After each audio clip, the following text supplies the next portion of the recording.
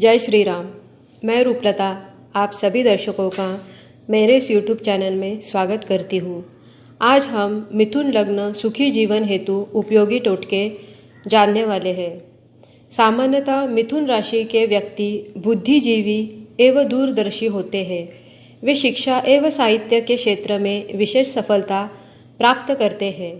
इन्हें जीवन में अनेक दुविधापूर्ण स्थितियों का सामना करना पड़ता है। मिथुन राशि वाले जातकों के लिए उपयोगी टोटके इस प्रकार है। पहला टोटका, यदि मिथुन लग्न वाले जातकों को जीवन में परेशानियों एवं निराशापूर्ण स्थितियों का सामना करना पड़ रहा हो तो उनको शुक्ल पक्ष के बुधवार को पन्ना रत्न धारण करना चाहिए। ऐसे व्यक्तियों को सदैव अपने पास हरे रंग का रुमाल रखना चाहिए। दूसरा टोटका, मिथुन लग्न वाले व्यक्तियों को यदि पैतृक संपत्ति, धन एवं कुटुंब से अनावश्यक परेशानियों का सामना करना पड़ रहा हो तो अपने घर के पूजा कक्ष में चांदी के एक पात्र में 7 सफ़ेद अकीक स्थापित करके उसको गंगा जल में डुबोकर रखना चाहिए। ऐसे व्यक्तियों को परिवार में अपने से बड़ों को अपने हाथों से रात्रि में दूध पिलाना चाहिए।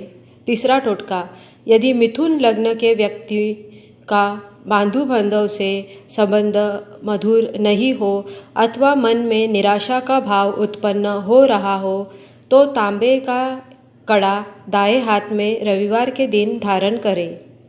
चौथा टोटका, मिथुन लग्न वाले व्यक्तियों को यदि पारिवारिक जीवन में कटुता का अनुभव हो रहा हो, घर परिवार की शांति भंग हो रही हो तो ऐसे व्यक्तियों को बुध गायत्री का नियमित जाप करना चाहिए। प्रत्येक माह की शुक्ल पक्ष की चतुर्थी को कम से कम एक कन्या को भोजन कराकर दक्षिणा आदि देनी चाहिए तथा नवरात्रों में दुर्गा सप्तशती का पाठ करना चाहिए। इससे पारिवारिक सुख समृद्धि प्राप्त होती है। पांचवा टोटका, मिथुन लग्न वाले जातकों को यदि शिक्षा के प्रति एकाग्रता भंग हो रही हो, संतान पक्ष से कष्ट की अनुभूति हो रही हो अथवा समाज में अनावश्यक अपयश का सामना करना पड़ रहा हो तो ऐसे जातकों को शुक्ल पक्ष के शुक्रवार को हीरा अथवा उसका उपरत्न ओपल धारण करना चाहिए। ऐसे व्यक्तियों को सदाचरण के मार्ग का अनुसरण करना चाहिए तथा अभिचार अनैतिक कार्यों से सदैव अपने को दूर रखना चाहिए। ऐसे व्यक्तियों को स्फटिक अथवा सफ़ेद चंदन की माला से नित्य इस मंत्र का 108 बार जाप करना चाहिए। मंत्र इस प्रकार है: ओम ह्रीं हीमकुंद मृणालाभम दैत्याना परमगुरुम सर्वशास्त्र प्रवक्तारम भार्गवम प्रणमाम्यहम्। छठा टोटका, मिथुन लग्न वाले व्यक्तियों को यदि शारीरिक व्याधियों से परेशानी हो, बीमारी पर अधिक खर्च हो रहा हो अथवा शत्रु पक्ष प्रबल रहता हो तो खुशी के अवसर पर मिठाई के साथ नमकीन वस्तुएं भी बांटें। सातवां टोटका, मिथुन लग्न के व्यक्तियों का यदि दाम्पत्य जीवन में तनाव चल रहा हो, जीवन साथी से वैचारिक मतभेद पूर्ण स्थितियाँ उत्पन्न हो रही हो अथवा साझेदारों से शत्रुतापूर्ण स्थितियाँ उत्पन्न हो तो ऐसे व्यक्ति को भगवान सत्यनारायण की कथा करनी चाहिए तथा प्रसाद में केले अवश्य बांटने चाहिए। इसके अतिरिक्त हल्दी की 2 गांठें ले, जिसमें एक गांठ को बहते हुए जल में प्रवाहित कर दे तथा दूसरी को अपने शयन कक्ष या कार्यालय में रख दे। भगवान लक्ष्मी नारायण के मंदिर अथवा राधा कृष्ण के मंदिर में पीले वस्त्र अथवा पीली पोशाक चढ़ानी चाहिए अथवा मंदिर के पुजारी को पीले वस्त्र दान स्वरूप में देने चाहिए।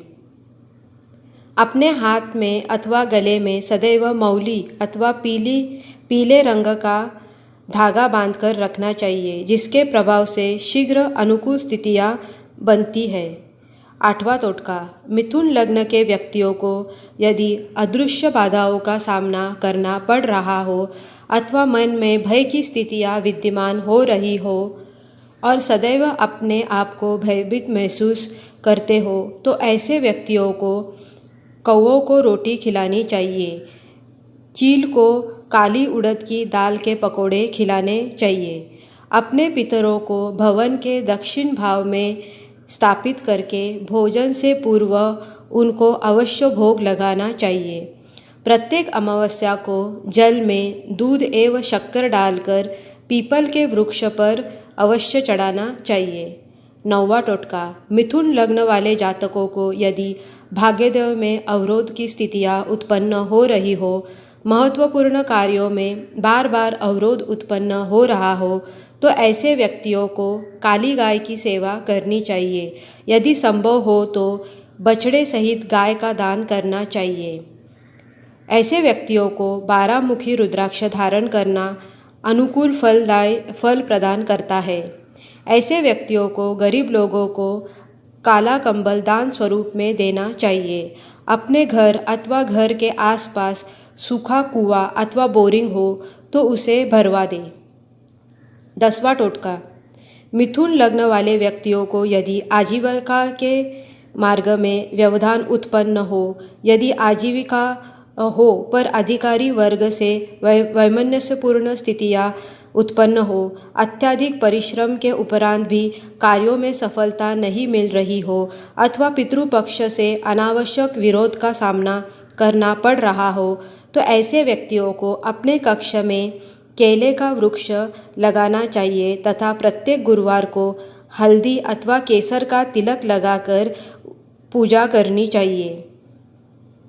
भगवान विष्णु की आराधना करें। यदि संभव हो तो विष्णु सहस्त्र नाम का नित्य पाठ करें।